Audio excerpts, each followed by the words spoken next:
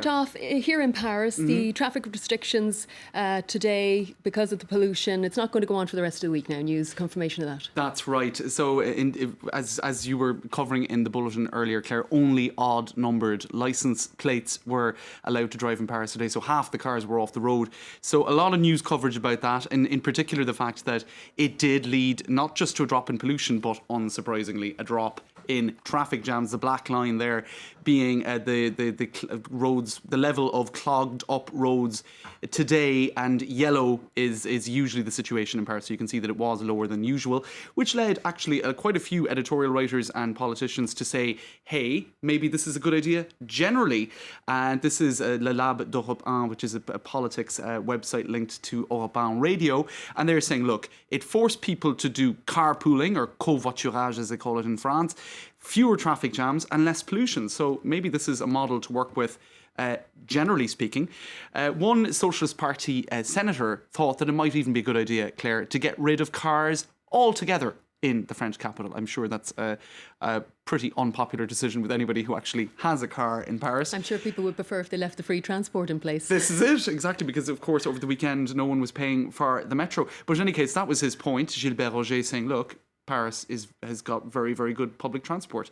Tramways, buses, metros, free bikes, free cars, the whole lot. So people don't actually need to use their car in the capital. You can have your car, but maybe only to use outside of the city centre. So that was one of... You had lots of politicians as well, politicking, or polluticians, as I call them, this last 24 hours. Quite proud of that one.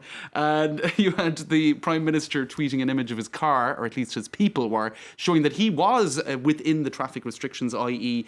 his number plate was indeed odd numbered. You had, this is the Health Minister, Marisol Touraine, showing that she drove to work today in an electric car, one of the free car schemes in Paris. So essentially, you know, people trying to show that they're within the rules in the government. Except Hervé Morin, centrist politician, on radio today, he said, well, I didn't see any ministers carpooling. They kept their chauffeur-driven cars. Maybe they were, you know, within the traffic restrictions in terms of the registered number plates, etc. But they weren't carpooling. I don't think you're going to get ministers carpooling any day soon, to be honest. But there you go. It's very surprising, the level of diesel engines here. It was surprising to me. I don't have a car here, but that the cars are diesel. That's right. Very high level of diesel cars in France, generally speaking. And indeed, in the upcoming local elections, the Paris mayoral candidate for the UMP party has been accused by her adversary of having contributed to that when she was environment minister under Nicolas Sarkozy. So lots of politics around that question too, Claire. Okay, James Creedon, let loose. It's Paddy's Day. God, I wasn't even aware that you were working this evening. We look like we're taking over here. Well, I suppose for the day we're entitled to a little bit, right? I won't mention the fact that you don't have a shred of green on you, James. I'll be honest with you, I forgot this morning until I actually had already put the tie on. Let's take a look at the pub cam, shall we, Claire, in central Dublin. Can you believe that there is actually a pub cam, right? Now, they are the scenes in Temple Bar. That is what's called wetting the whistle, right, James.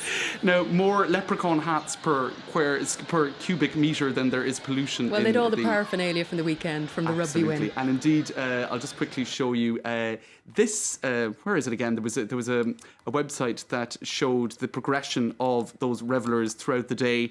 I'm not sure we have it there, but in any case, some people saying run away screaming from Temple Bar, Claire, because I suppose it is quite an intense scene.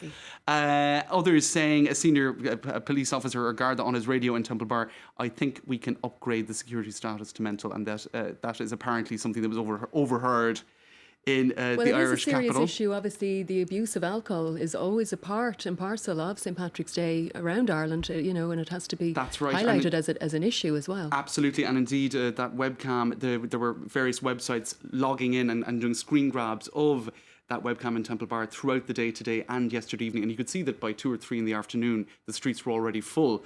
So it's a street party that goes on all day. A lot of people coming in to Ireland as well for it, but a lot of Irish participating in it too, and it does get a little bit intense sometimes.